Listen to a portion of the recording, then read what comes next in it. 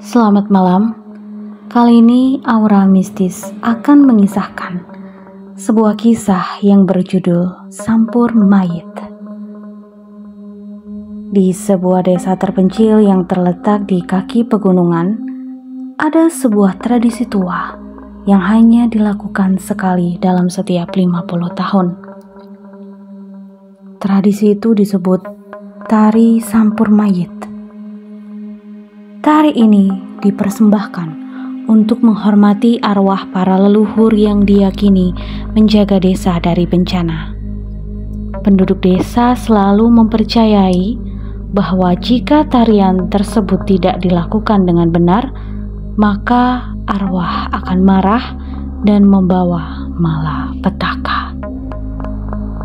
Sampur mayit adalah benda pusaka yang diwariskan turun-temurun, terbuat dari kain sutra berwarna merah tua dengan hiasan benang emas.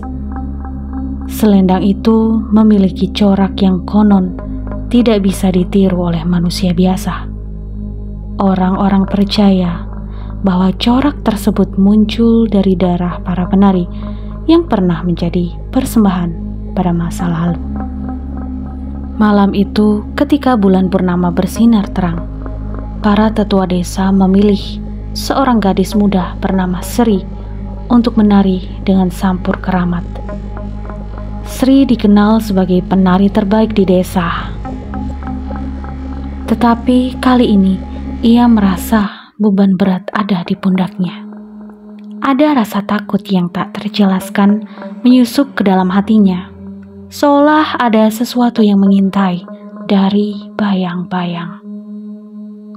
Upacara dimulai di tengah lapangan desa yang diterangi oleh obor-obor besar.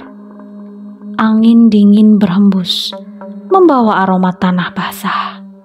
Saat Sri melangkahkan kaki pertamanya, suara gamelan mulai mengalun. Gerakannya luas, setiap langkah diiringi dengan kibasan selendang merah yang memancarkan cahaya samar, hampir seperti menyala sendiri. Namun, semakin lama Sri menari, selendang itu terasa semakin berat. Rasanya seperti ada tangan tak terlihat yang menariknya, seolah mencoba menjerat lehernya. Pandangan mata Sri kabur, dan ia mulai melihat bayangan-bayangan hitam di sekitar panggung.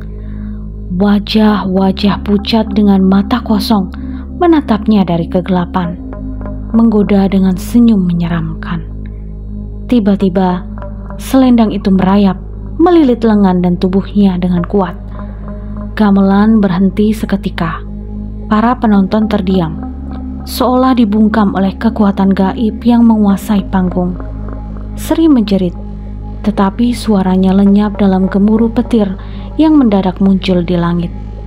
Sosok hitam besar tampak di balik bayangan, dengan tubuh yang membungkuk dan tangan panjang yang menggapai. Dialah penjaga sampur, arwah yang menghuni kain keramat itu. Sri berusaha melepaskan diri, tetapi semakin ia melawan, semakin erat lilitan selendang. Para tetua desa yang sadar akan bahaya berusaha menghentikan upacara dengan mantra, tetapi segalanya terlambat. Selendang menarik Sri ke tengah lingkaran, lalu tiba-tiba lenyap dalam kilatan cahaya merah. Desa itu pun diselimuti kegelapan. Tidak ada yang tahu nasib Sri, tetapi sejak malam itu, selendang keramat tidak pernah ditemukan. Setiap malam bulan purnama, para penduduk mendengar suara gamelan samar dan bayangan seorang penari yang terus menari tanpa henti di tengah hutan. Konon, dia menunggu penggantinya, seseorang yang berani mengambil sampur itu dan meneruskan tarian yang tidak pernah selesai. Setelah peristiwa mengerikan malam itu, desa dilanda kengerian yang tak pernah reda. Tak ada seorang pun yang berani mendekati lapangan tempat Sri.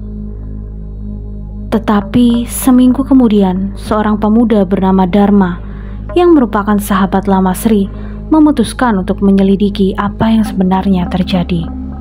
Ia menolak percaya bahwa Sri benar-benar hilang selamanya.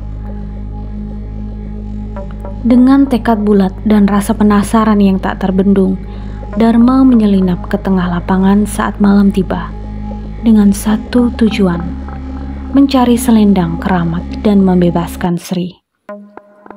Malam itu dingin dan sepi. Saat Dharma tiba di lapangan, ia melihat obor yang pernah dipakai untuk upacara masih ada di tempatnya, meski api mereka telah padam.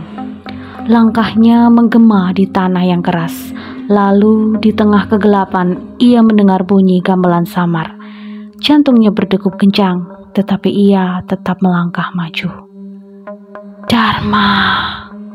Sebuah bisikan memanggil namanya dari balik bayangan. Ia menoleh, dan di sana ia melihat sosok Sri. Terlihat sama seperti malam upacara, tetapi ada yang aneh. Matanya kosong, seperti tidak ada jiwa yang tersisa di dalamnya. Sri menari perlahan, seolah tubuhnya hanya dikendalikan oleh kekuatan lain. Di tangannya, selendang mayit keramat melambai-lambai seperti ular hidup. Sri, aku di sini untuk membantumu. Dharma berteriak sambil berlari mendekat. Namun, sebelum ia bisa mencapai Sri, tanah di sekelilingnya mulai retak dan terbuka, memperlihatkan lubang gelap yang seolah tak berujung. Dari dalam lubang itu, tangan-tangan hitam mencuat, berusaha menarik Dharma ke bawah. Saat itu, Sri berhenti menari. Ia menatap Dharma dan air mata mengalir di pipinya. "Pergilah, Dharma. Kau tidak bisa menyelamatkanku," katanya dengan suara yang kini terdengar penuh rasa sakit. "Selendang ini mengikatku. Ia hidup dari rasa takut dan penderitaan.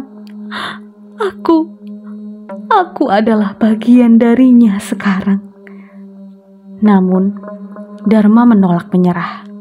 Ia mendekati Sri dan berusaha meraih selendang itu.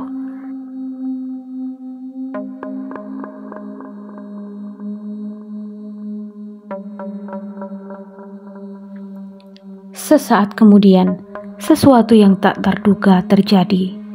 Selendang itu melepaskan diri dari Sri dan menyerang Dharma, melilit tubuhnya erat. Saat itulah sebuah kebenaran terungkap. Selendang keramat bukanlah alat untuk menghukum, melainkan sebuah uji coba untuk menemukan penjaga baru. Seorang penari harus memberikan seluruh hidupnya untuk menjaga keseimbangan antara dunia manusia dan dunia roh. Dan Sri sebenarnya bukanlah korban. Ia adalah penjaga sebelumnya yang menyiapkan penggantinya. Dengan sekejap mata, sampur mayit berpindah ke Dharma, sementara tubuh Sri memudar seperti asap yang tertiup angin. Sebelum lenyap sepenuhnya, Sri tersenyum samar. "Terima kasih, Dharma. Sekarang giliranmu untuk menari dan menjaga desa ini." Dharma berdiri dengan selendang yang melilit tubuhnya, menyadari beban yang kini ia pikul. Ia harus menari malam demi malam, menjaga keseimbangan yang rapuh antara dunia manusia dan dunia gaib. Namun dalam hatinya, Dharma bersumpah, ia akan menemukan cara untuk memutus kutukan itu suatu saat nanti, bahkan jika ia harus menari hingga akhir waktunya. Hari-hari berlalu dan kehidupan Dharma berubah drastis. Di siang hari, ia tampak seperti pemuda biasa, meskipun penduduk desa mulai menjauhinya karena aura gelap yang mengelilinginya. Namun, saat malam tiba, Dharma tak punya pilihan selain menurut keinginan selendang mayit yang menguasainya. Di bawah sinar bulan, tubuhnya bergerak tanpa kendali, menari mengikuti alunan gamelan mistis yang hanya bisa ia dengar. Setiap kali ia menari, Dharma merasakan kehadiran makhluk gaib yang mengawasinya dari kegelapan. Beberapa dari mereka adalah roh-roh penasaran yang haus akan keadilan.